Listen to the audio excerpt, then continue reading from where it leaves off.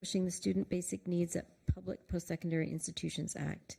Saranda, could you please give us the overview? Thank you, Madam Chair, members of the committee. For the record, Saranda Ross, staff to the committee.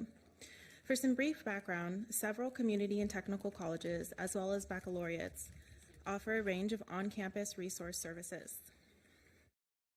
These services and sometimes access to them can vary widely from campus to campus. Before you is House Bill 1559, which does 5 main things: creates student basic needs campus task forces and campus benefits resource hubs, creates a student basic needs work group, establishes a benefits navigator grant program, and enacts a free and reduced price meals pilot program. The bill requires institutions of higher education, university campuses, and tribal institutions to each establish a student basic needs task force. Each task force must develop and implement a hunger-free campus strategic plan that addresses a range of issues relating to student basic needs. The task forces are also responsible for designing campus benefits resource hubs to assist students with accessing public benefits, emergency financial assistance, and other community resources. Each task force must hire at least one full-time benefits navigator to staff their respective resource hubs. This bill also creates a benefits navigator grant program, which funds the efforts of select task forces, such as the benefits resource hubs and benefits navigator. Institutions must submit applications and be selected by the Washington Student Achievement Council and the State Board for Community and Technical Colleges to receive the grant. The Council and Board are also required to create a student basic needs work group to provide technical support to the task forces, such as determining how many full-time benefits navigators are necessary to assist each institution's student population and assess whether institutions' funds are effectively meeting student basic needs. The work group is also responsible for collecting and disseminating student basic needs data, collaborating with organizations to improve task force services, and issue recommendations to the legislature. Finally, House Bill 1559 enacts a free and reduced price meals pilot program at 4 community and technical colleges and 2 public 4-year institutions of higher education chosen by the Council and Board with location-specific restrictions. This concludes my remarks, and I'm happy to answer any questions. Thank you. Ranking Member Ibarra has a question. Thanks for the introduction of the bill. I'm not sure if we have the information concerning the financial part about the free and reduced price meal lunch. Do we have any financials on that? A fiscal note has been requested, and I think that it was actually sent back today, so I can check on that. Thank you. I see no further questions, so looks like Representative Entenman, we have a big bill going on here. Can you tell us about it? Thank you, Madam Chair, members you. of the committee. For the record, my name is Debra Entenman, legislator from the 47th Legislative District. Today before you, we have a bill that started out as a conversation. When I first came to the legislature, I had a pilot program talking about how we get food to hungry students. At that time, we petitioned the federal administration to allow students who had EBT cards to use them on campus. We were turned down at the federal level, but we still persist. So today we have come back with a plan. I am going to leave the testimony to the impacted students and to community members who will be implementing the plan. But what I want people to understand is that students on our college campuses have basic needs that unfortunately are not being met. Many of them have made the choice to go to college because we in our communities have said that getting an education is the path to independence and self-sufficiency. I believe that with this plan and this bill, students will actually be able to have food, shelter, and the assistance that they need to not only register for school, but to stay in school and to graduate. We will hear about a fiscal note because we know that food is not free. But I do believe that we have a responsibility to all of our students to make sure that they have what they need to be successful in our society. I'm willing to take questions. Thank you. Thank you, Representative Entenman. I don't see any questions here, but I do have a question. So we have some task forces in here, and we had a post-secondary basic needs report last week, which was kind of the first report. Is that sort of the reason for the task forces? Is it just trying to be sort of localized information? Can you just speak to that a little bit? The task forces really are to make sure that we have the best and most up-to-date information, that information is shared throughout the system so that nobody has to reinvent the wheel as we go forward with making sure that we have a plan to make sure there are no hungry students on our college campuses. And so, yes, in a way, we do have the task force to look at and to share the information that we found out about in our last week's testimony. Thank you. Okay. Thank you so much for your testimony. And Vice Chair Reed, if you'll please call up the first testifiers. Thank you. We have 26 folks signed up to testify on this bill, so it is with great regret that I say we're going to try to limit testimony to 1 minute, but please note that you can also submit written testimony for the committee to review.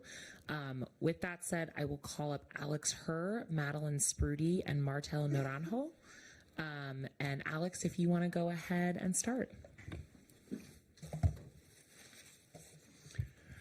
Thank you, Chair Slatter and members of the committee. For the record, my name is Alex Herr, testifying on behalf of Northwest Education Access, a nonprofit organization serving opportunity youth in Pierce, King, and Snohomish counties. 100% of the students that we serve are living on low income, 79% are students of color, and over half of our students have experienced homelessness. Our education advocates support our students with navigating all of life's challenges that get in the way of reaching their full potential. Whether it's filling out financial aid forms, apartment rental applications, qualifying for public assistance, or even finding class schedules that fit for a working parent student, we do our best to help students select the right post-secondary pathway. We are in strong support of HB 1559 because it creates more opportunities for campuses to identify what students need and what role the campus and community-based organizations such as NWA can and must do. This is not about a romanticized idea that students survive on eating ramen in college. This is about students dropping out and never reaching their full potential because they have to deprioritize education in order to survive. We urge your support. Thank you. Thank you. I guess I'll go ahead. Go ahead, Madeline. Thank you. Thank you, Chair Slatter and honorable committee members. I just want to start by acknowledging how hard this committee and some of your colleagues have fought to make higher education more accessible. So on behalf of all the students I represent, thank you. Of course, there's still a lot to be done. With all the financial obstacles built into the journey of earning a degree, getting an education can be so risky. It's more of a gamble than an investment into the future, because HB 1559 would have such an impact on addressing food insecurity and other basic needs. It helps reduce the inherent risk of giving up valuable hours of the day to focus on school. These are hours when one could be earning money, looking after their kids, or even looking after themselves. At the end of the day, students want to know that their educational journey ends with a degree and that their time will not be cut short by forces outside of their control. HB 1559 is the next step we need to take in order to achieve that goal. Thousands of students across Washington are counting on your support for this bill. I appreciate your time. Thank you very much. Thank you. Go ahead. Thank you, Madam Chair and honorable committee members, for the opportunity to speak on behalf of those who are not able to speak for themselves. My name is Martel Naranjo, and I am the ASTCC Student Government Secretary at Tacoma Community College. I will start off by saying this. In a world where money makes the world go round, it can really suck being poor. Growing up the youngest of a poor undocumented single mother was quite the experience. I grew up on EBT food stamps, state-subsidized health insurance, free and reduced price lunch, public housing, and food banks. Although it was a struggle, it was because of my mother's hard work and assistance from government welfare programs that we were able to have access to basic needs. Thankfully, our family is currently in a much better position, and I am blessed enough to be a first-generation college student. My life and my experiences have changed drastically since those unfortunate times. However, being in a position where I serve other students of all different backgrounds, I see those who struggle, and I am reminded of where I used to be. It hurts my heart and my soul to know that while I and many other students like me have the privilege of going home to a warm meal, others may not have access to food, or they may not even have a home to go to. I used to ask myself, how is it that you could go to school on an empty stomach? The answer is, you don't. It's easy to think of this in the form of dollars and cents, but we have to remember that these are real people who are struggling and who need our help. The struggle is real and the solution is obvious. Thank you so much. Thank you. Thank you. Is there anybody had a question? Thank you all for your testimony. Vice Chair Reed. Thank you. Next, we'll have Joel Anderson, Grace Boras, and Sopira Chai. And then staff, if we could queue up some of our remote testifiers, we'll have Joseph Gabriel Burke, Jada Nelson, and Michelle Carrillo to go after this panel. But for now, we'll take Joel Anderson, Grace Boras, and Sopira Chai.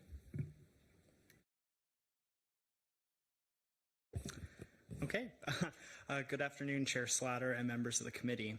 My name is Joel Anderson, and I'm the student lobbyist for the University of Washington's Graduate and Professional Student Senate, representing more than 15,000 graduate and professional students on our Seattle campus.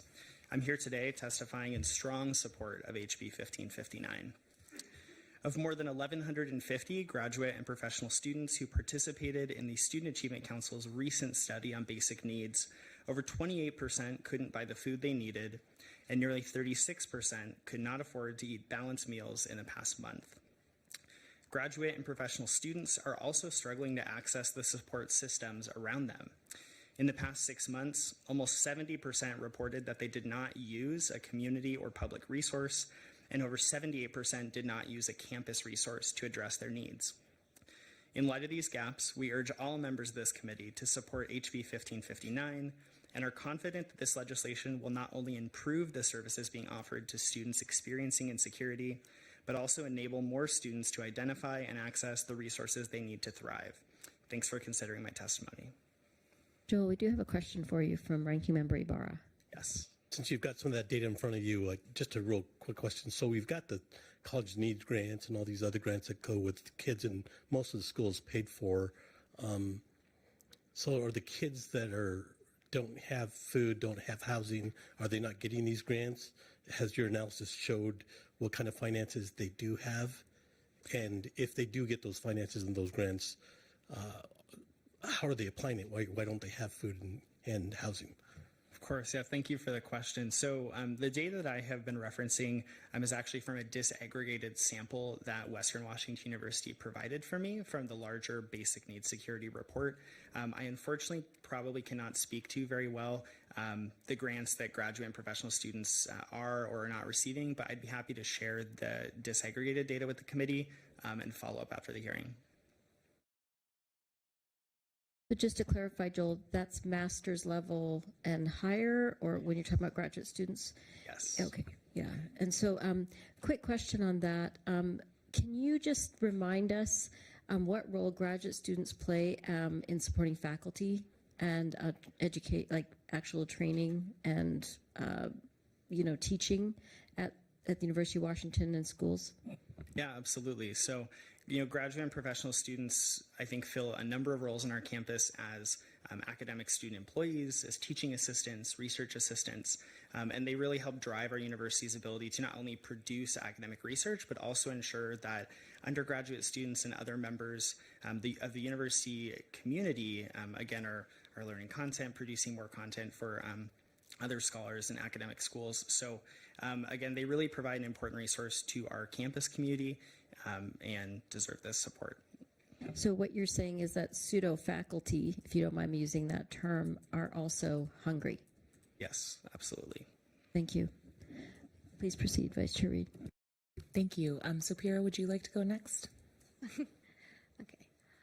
Good afternoon, Chair and members of the committee. For the record, my name is Sopira Chai, and I'm representing South Puget Sound Community College, testifying in pro of House Bill 1559 on basic needs. Students have a lot on their plate. Studying, assignments, and working is just some of the few that they have to manage. In some cases, the things on the plate do not include food, the basic necessity that can lead to a healthier and successful life.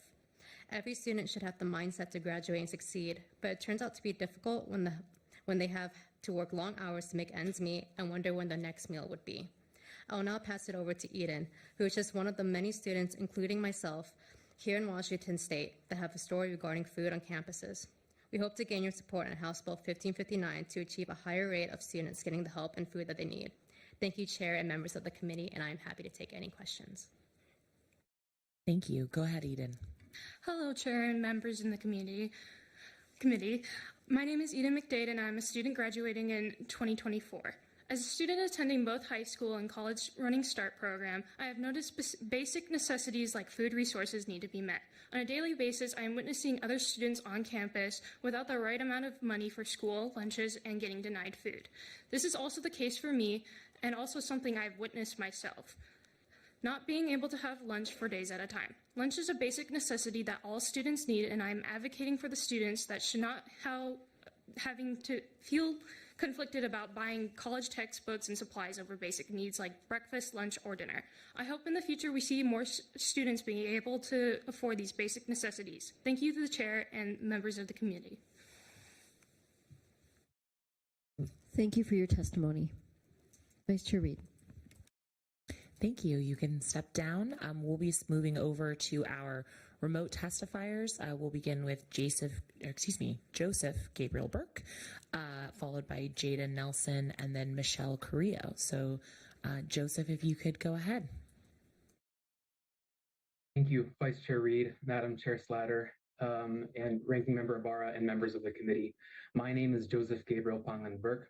I'm the president of the Washington Student Association, and I'm also a student at Central Washington University, here to testify in favor of House Bill 1559. It's incredibly important to acknowledge that college success is not just good grades, but also good health. Hunger is one of the most pressing issues to students here today, and it needs to be addressed so that students don't have to burn bridges with their health and studies or have to choose between groceries and tuition.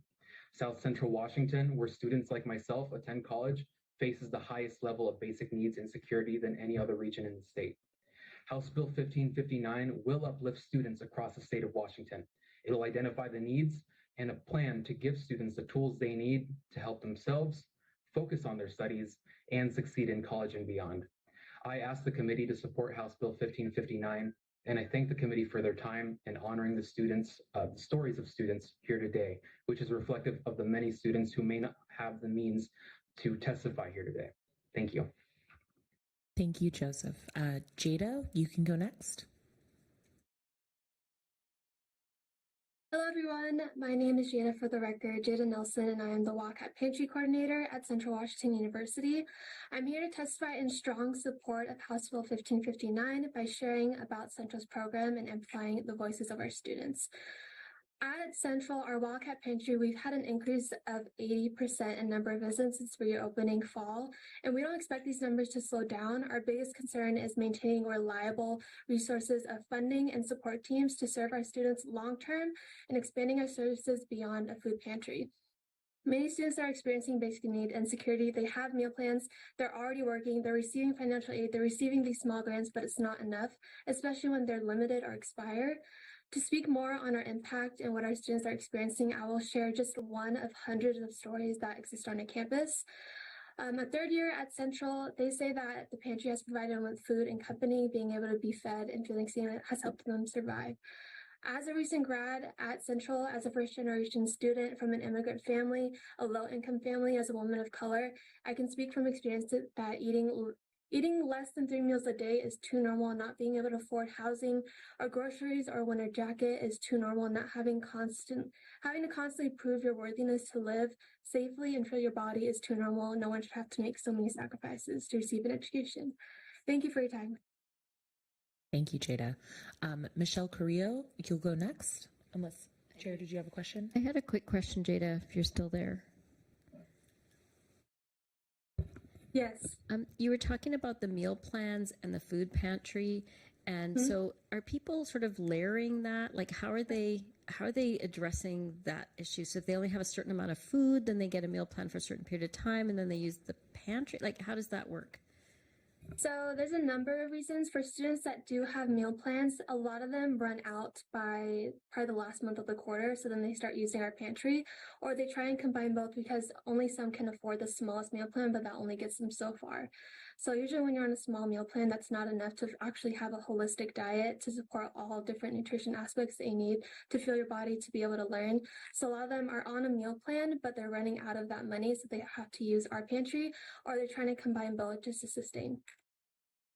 Thank you for that answer. Rep. Ibarra has a question as well. Yeah, so I was at Central as well and had given a couple $1 million over to the fish food bank over in Ellensburg. And are the students at Central using that fish food bank that's over there? Yes, our students are using a variety of different resources, but because of the barrier of transportation, of maybe being a DACA student, of maybe being an international student, are also having to prove different forms of income, or the personal information sometimes is a barrier in terms of their sense of safety, or just feeling like they are limited of how much they can get, or whatever barriers. I think the literacy is a big form of why people don't feel like they can enter those resources. So having the capacity and the different support systems, the faculty, the staff to actually educate these students is really important.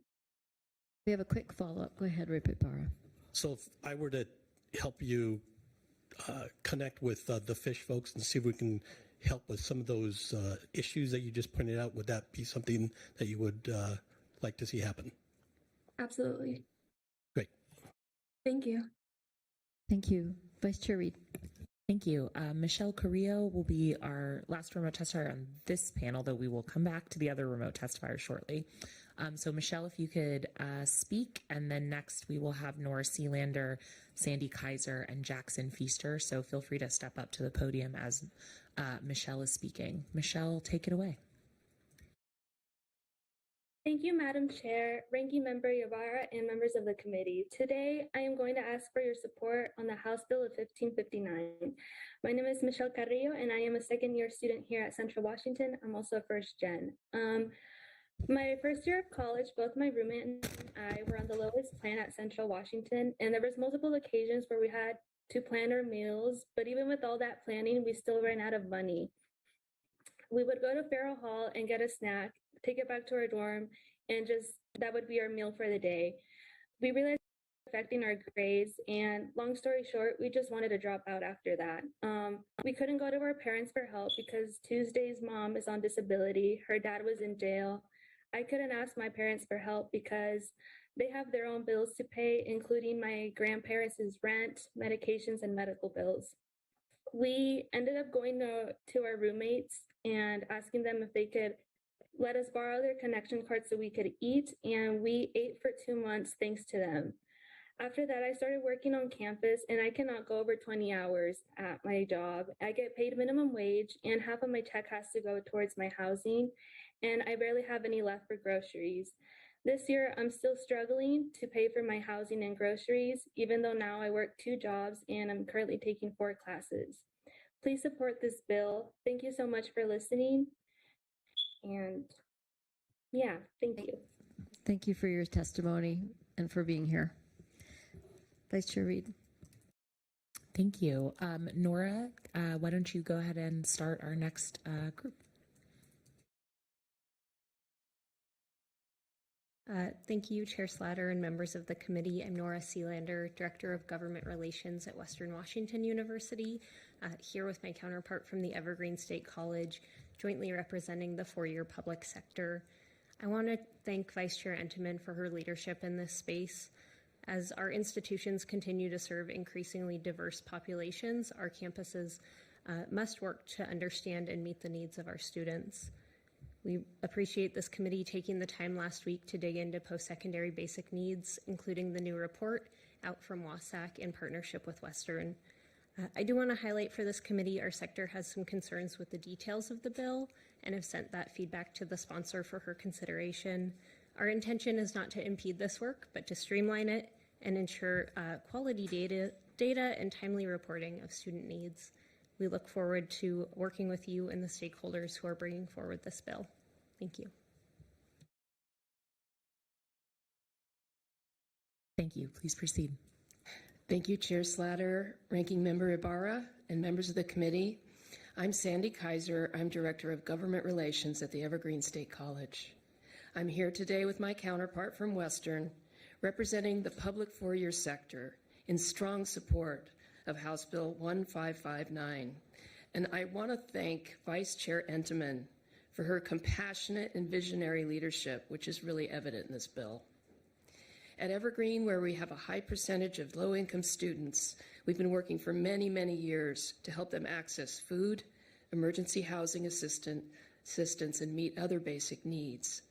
Because we know that students already on the margins are at the highest risk for leaving school due to housing insecurity. And we've learned how just a little bit of help at just the right time can make a critical difference in helping students make it to graduation. As one Evergreen student told me recently, this support was a saving grace. I was on the verge of homelessness. These funds helped me keep a roof over my head, provide food, and meet my basic needs. So you see, this support is really life-changing for students, enables them to stay in school and improve life for their families and themselves.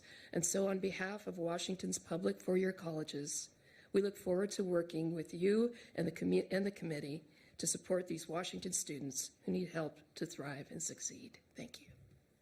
Thank you. Jackson, go ahead. Good afternoon, members of the committee and Madam Chair Slatter. My name is Jackson Feaster, and I'm a student at South Puget Sound Community College here in Olympia. I'm here today to express my full support for the proposed bill HB 1559 and to share with you the challenges that I and many of my peers face on a daily basis when it comes to meeting our basic needs while pursuing a higher education. I never thought I would have the opportunity to attend a college. I grew up with my two older siblings and my parents who both worked in restaurant jobs. My family faced a lot of financial difficulties, and I knew I would never be able to afford the cost of tuition. Even with the grants that I have, paying for housing and basic necessities such as food and clothing has become incredibly difficult with inflation on the rise. During my time in secondary education, I've seen firsthand the struggles that so many of my peers and I face in terms of food security, housing insecurity, and access to basic economic supports. I'm here on behalf of all students in Washington who are facing these difficulties, and I believe it's imperative that institutions of higher education establish a basic needs task force as outlined in Section 1. The implementation of a hunger-free campus strategic plan, including a benefit and resource hub and full-time benefit navigators, would greatly impact the lives of students like myself and ensure all students have access to the resources they need to succeed in their academic supports. Thank you for your time and consideration. I believe we can make a difference for all students in Washington. Thank you. I have a question for any of the panelists. It seems like we've been hearing that students are really struggling with staying in college if they have to meet basic needs, and it's really difficult to do. Do you have a sense, or do you think that the task force or the numbers that we received as to what our persistence and completion might look like? Should we actually have this approach where we provide for basic needs? And what are some of the outcomes that you're thinking about? And I guess I'm looking more at the university representatives at this point. But I would say I don't have a broad swath of data. What I have, though, are a lot of anecdotes. When students come and say, gosh, it was that $500 grant I got that enabled me to make back payments on my utilities, and I can take that worry off my plate and I can focus on school. You know, the price of an apartment in Thurston County is about $1,200 a month, and it keeps going up and up and up. You might start school thinking, yeah, I can do this, I can make it work, but all it takes is one little change of circumstance, and you'd be thinking about, am I going to be able to make it through? So we have seen this over the years, that little bit of help so many times has been the difference between getting through and getting that degree and dropping out. Yeah, thank you, Chair Slatter. I'm not sure that I have the data in front of me either, but we could look into that. I think it might be very similar to what we see sort of with homelessness broadly. If we can keep someone from falling into it, then it's easier to sort of keep someone buoyed. I think that would also be true for our students. If we can keep them on our campus and provide a little bit of support through a rough time, or make sure that their needs are met without them sort of dropping out and having to come back later, I think that's sort of the goal and priority. Yeah, I mean, I think if there are other university members here listening, I think we need some of this data to be a little bit less than just anecdotal, because we're reporting 6 and 8 year completion rates. People are taking out huge amounts of student debt. They're having to drop out, come back into the system. And if any of these tools can help us get through completion a lot sooner, we can decrease the amount of financial impact and burden on students, and we can also decrease the cost to the state as well. So I just think as research institutions, if there's any way that you could provide that type of data and outcome for us to be considering so that we understand the impact of these bills, it would be very helpful. So I'm just asking that as a broader question, but I feel it's very vital. Rep. McIntyre has a question. Thank you, Madam Chair. And you hit mainly what I wanted is that Washington taxpayers are very generous. And in speaking about ends and means, the ends here is not to feed people. The end is to make an environment that is satisfactory for students to be able to learn and maximize their growth.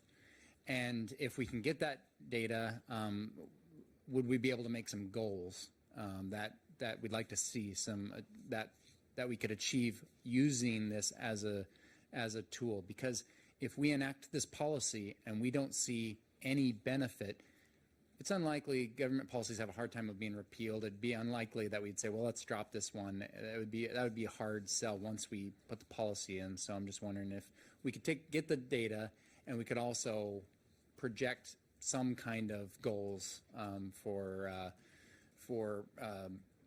I guess progress, because like Madam Chair said, we all have anecdotes for we've all heard these stories, and we all know somebody that's benefited or has had their abilities to be educated increased because of policies like this. But if we could have the data and have a projected growth, that'd be great. Thank you. Rep. Levitt. Thank you, Madam Chair, and thanks for testifying. I'm wondering if perhaps you can go back and maybe ask the Council of Presidents or the State Board for Community Technical Colleges to work with WSAC to bring back the data that we learned from the homeless pilots that showed clear evidence, I believe, and we'll find out when we get the data, that demonstrated the persistence ratios as a result of getting those dollars, and perhaps that will inform our work in this space as well. Thank you. Yeah, and I think the research is out there, right, that says that if we can help young people and students of all ages and backgrounds to actually complete, so if you can provide, that'd be great. Okay, I don't see any further inquiries. Vice Chair Reed. Excellent. We will return to our remote testifiers. So thank you, panel. You can return to your seats. And staff, if you could please bring on Sybil Jordan, and then we'll have Emily Portillo and Candace Wheeler. So Sybil, you can begin.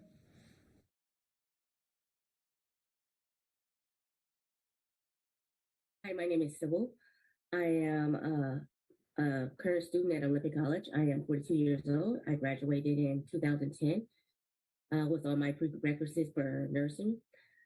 I have been a nurse for 5 years because I like helping people.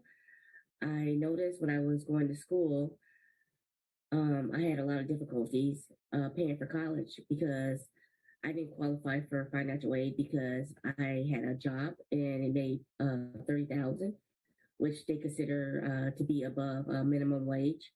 So they denied me scholarships or any financial aid, so I had to pay out of pocket. And I also had to pay for food and rent and everything.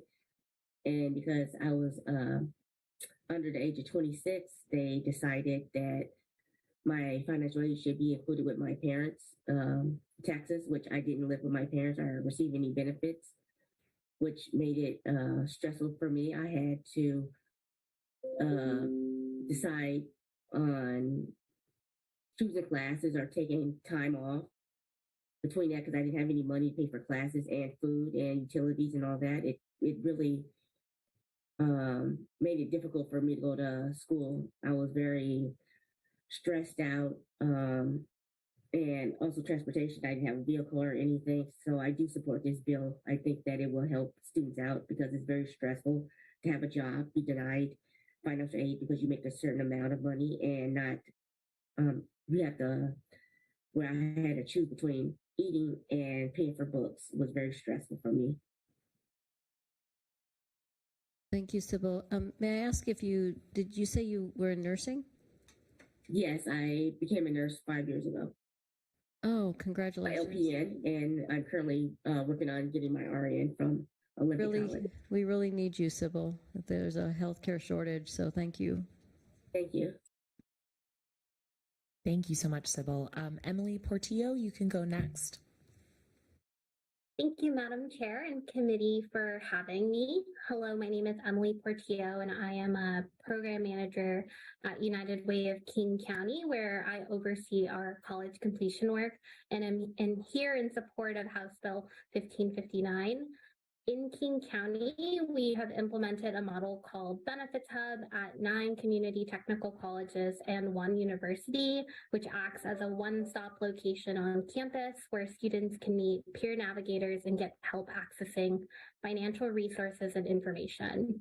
Over the last 7 years, we have learned how critical navigators are in bridging access gaps and how hunger and housing continue to be leading issues that impact students. In fact, nearly 3 in 5 students experience basic needs insecurity, with more than half of those students not knowing how to access available supports.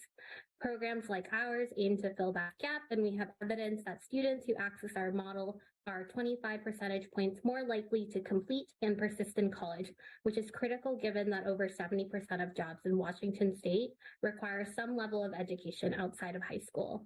House Bill 1559 is a much needed bill that will help address attainment gaps and increase college completion rates by providing navigators and addressing students' most urgent needs like hunger. Thank you for your time. Thank you for your testimony. And will you be providing some of this support through this bill, or your consultant on this work?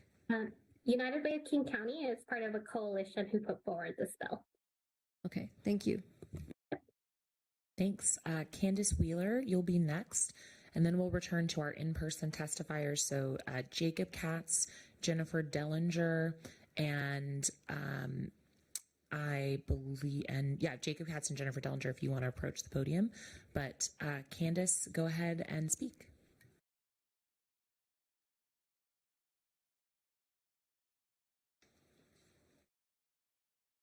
Thank you, and good afternoon, Madam Chair and honorable committee members. For the record, my name is Candace Wheeler. I am in strong support of House Bill 1559. I come before you as a former and current student, a paralegal, an advisor to our TCC students, the co-chair to our political strategies, Black Collective Tacoma resource, IBJ, Institute for Black Justice, and HCA. So those are my roles within the community, but most importantly, I am the program coordinator to our pantry. So within TCC Community College, I run the Max and Margie Harned Titan Pantry, where I serve students every week, and I serve over 500 students a month. And with me serving 500 students a month, I still have Nourish that comes on Tuesdays, and that is still not supplemental to our students. I am in strong support of this bill because I need the support to be able to take care of our students. Just like I was with TCC, it is a struggle. And then I started to notice with the numbers, because I do keep track of numbers of who I serve within my week, my days, in my months, in my years. And I've also noticed that I'm serving our staff as well. So this has become a really big issue and a problem to not have the resources and the funding to be able to accommodate that large need for our entire campus. One of the things that I'm hoping that this bill would help implement is being able to— Candace, I think yes. Our time is up. Can you wrap up with just a few more remarks? I'm sorry. That's okay. You can just wrap up with a few more words if that's okay. And then if you don't mind providing some written testimony, that would be also great. Yes, I'm just hoping that the H bill will help to put this in place to where it is something that is implemented and cannot be taken away from our college settings.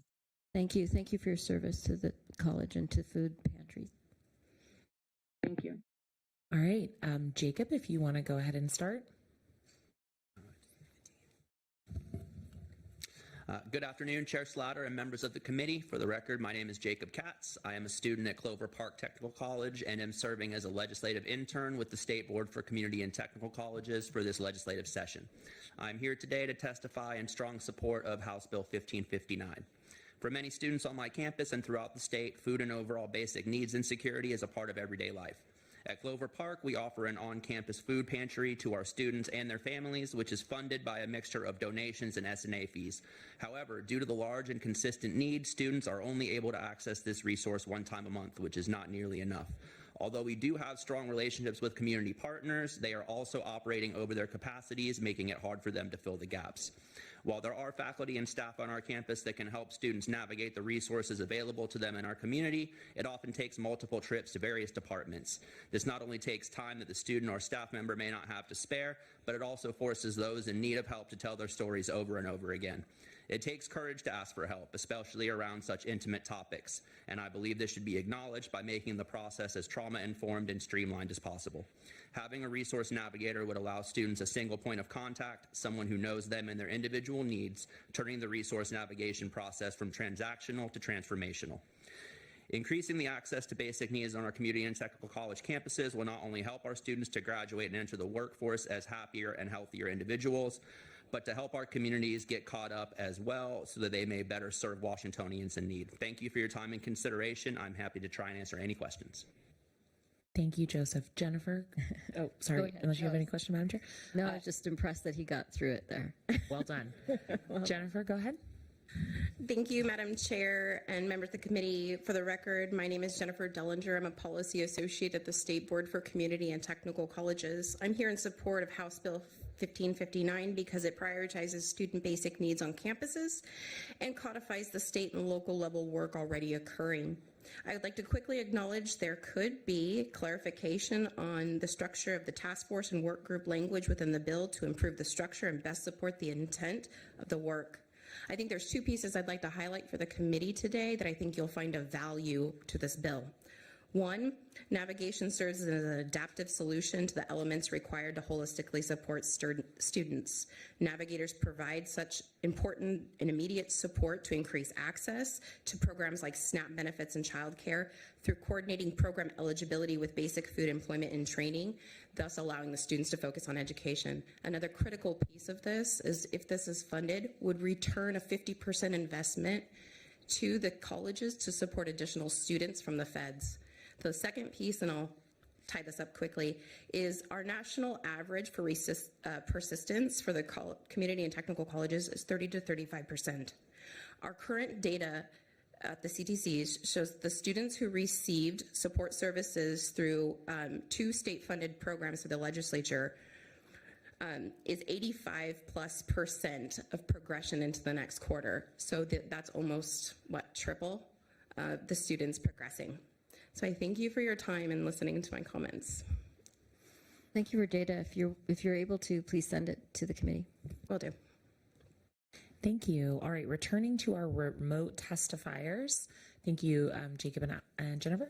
We will have Ted Topper and staff, if you could also queue up Yadira Chavez.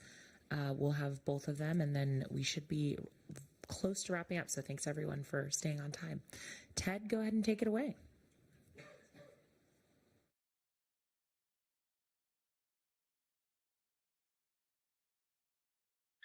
Good morning. My name is Ted Topper. I'm a student senator of Fairhaven College at Western Washington University. I came today as a representative of the Western student government, but I will be giving personal testimony in relation to student needs. The pandemic disrupted my established stability, and as a result, I am a houseless student. Because of this and related factors, I receive a full regimen of financial aid. If I did not receive this aid, I would find myself unable to afford my basic needs. Assuming I was able to find a way to pay for my education out of pocket, I would still suffer an incredible and terrifying lack of security. My financial aid covers more than just my tuition. It pays for room and board, without which I would be forced to live in and work out of my car. It allows the university to provide me gainful employment as a student senator, without which I would be forced to rely on external businesses that might not be as considerate to my education. It pays for dining services, without which I would find myself overly reliant on charities, food banks, and welfare. But as part of state policy, students enrolled as full-time are required to work a minimum of 20 hours in 1 week to remain eligible for benefits. As part of a university policy, students were restricted in the number of hours that we can work to approximately 12. Now, the number of hours that I've worked in the past year fell short of the number required, and this resulted in the loss of my EBT benefits. The loss would be more manageable were it not for dietary restrictions that sometimes make eating the foods offered from dining services challenging. Even now, as I prepare to graduate after 13 years as a part-time student, I worry. Where will I live after my time at Western? Where will I work? Will I be able to afford food? If this is my experience, I despair at the thought of others suffering the same or worse. There are countless reasons unspoken by students without a platform to support students' basic needs. These are just some of the reasons why I support the passage of HB 1559. Thank you, Ted. Thank you. Yadira, go ahead. Good afternoon. I'm Yadira Chavez. Thank you for the opportunity to testify. I'm in support of SB 1559 bill. I'm a full-time mom, a full-time student, and I have a part-time job. I have 3 children, 2 of them are in high school, and 1 is in elementary. Like many other adult students, I have a busy life trying to be a better citizen. Many college students face different barriers every day. For example, I wait until my children went in school before becoming a college student because finding a daycare I could afford or trust to care for them took work and money. Where can I find information about reliable daycare? Another obstacle that I have now is transportation. In the city limits, we can find public transportation. But what about people like me living out of the city where public transportation is unavailable? Where can we find information of transportation discounts or has help? A critical piece to build and support the students' need is to create benefit hubs, one place where students can go to get. Thank you so much. Unfortunately, we're run out of time, but if you wish, you can send some information to us in writing, because we definitely want to hear your testimony. Okay, thank you. Thank you so much. Thank you, Yadira. Alex Davidson, if you want to come up to the podium, and then staff, if you could bring up Hannah Hubre and Glenn Zachary on remote, they'll be our final testifiers. So Alex, if you want to go ahead. Perfect, thank you. I'm going to deviate a little bit from my written testimony because I want to try to answer the questions that were posed by members of the committee today, because sitting there in the audience, listening to the questions, I had to imagine that the WASAC report put out about basic needs had to at least address why we're trying to invest in food insecurity. Representative McIntyre brought up a good point about we want to build resilient, worthwhile education communities on our campuses. We don't want to just feed people. We do, obviously, but we want to do it in a way that is supporting our students. And so while the WASAC report doesn't necessarily explicitly say it, they do allude to the Hope Center's research about how prior studies indicate that students facing food and housing insecurity have lower GPAs, poor health, and higher rates of depression and anxiety than those who do not face these issues.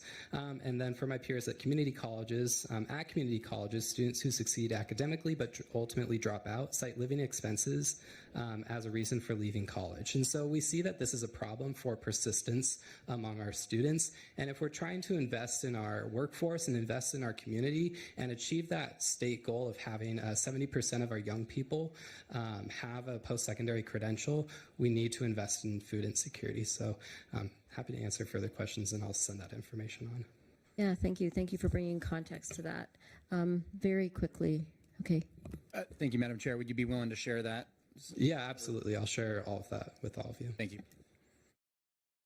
Okay, we'll have our final 2 testifiers, Hannah Hubre and Zachary Glenn. So Hannah, if you'd like to go first. Hi, yeah, so my name is Hannah Hoopry. I'm a student employee at the University of Washington Food Pantry, testifying in support of this bill. So since 2018, the pantry has provided food to UW students, staff, and faculty experiencing food insecurity. So as we've heard, many college students and staff are food insecure. Each week, we serve about 300 to 400 visitors. So we're actually only serving 0.4% of the total UW community. The needs of the community are therefore very underaddressed, yet the pantry alone does not have the resources to support this level of need. So for example, we purchase roughly 60 to 80% of the staple supplies that we provide. As our visitor count has increased, our ability to purchase enough food to equitably support food insecure students, staff, and faculty has decreased. So as a result, we've dropped from supplying about 4 days of food to about 2 days of food. So from my experience as an employee at a university-managed food assistance resource, I believe this bill establishes the support necessary. Thank you for your time. Thank you, Hannah. Zachary, go ahead. Yes, good afternoon, Chair Slater and members of the committee. My name is Zachary Glenn, and I am here to testify in support of House Bill 1559. Washington has worked extensively to fight food insecurity in our K-12 schools. Yet as soon as a high school student steps onto a college campus, the resources available to them dwindle. Our state spends nearly $1 billion on higher education, yet study after study has shown us that a hungry student is not focused on academics. It is simple. Campuses across the state need more resources to help them fight food insecurity. And this proposal makes significant strides towards giving us the resources we need to fight food insecurity. Let's do our part and make sure every student that is facing food insecurity has adequate resources. Thank you for your time. Wow, you rocked it, Zachary. Thank you. And I don't see any questions here. I just want to thank all our testifiers and everyone who engaged in this bill. And with that, I'm going to close the hearing.